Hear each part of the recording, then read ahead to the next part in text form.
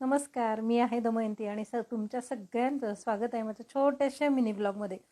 4 पैसे वाचले तर कुठं बिघडलं. आमच्याकडं आठवडे बाजार सोमवारी असतो. एरवी गाडीवरती, स्टॉलवरती कुठंही भाजी लगेच मिळते बरं का.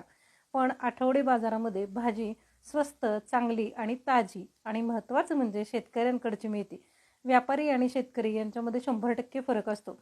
मुठभर जास्त मिळतं आणि 4 पैसे वाचतात सुद्धा आणि व्हरायटी पण बघायला मिळते. म्हणून हा सोमवारचा बाजार तुमच्याकडेही असा बाजार भरत असेल ना, तर मला कमेंट करून सांगा.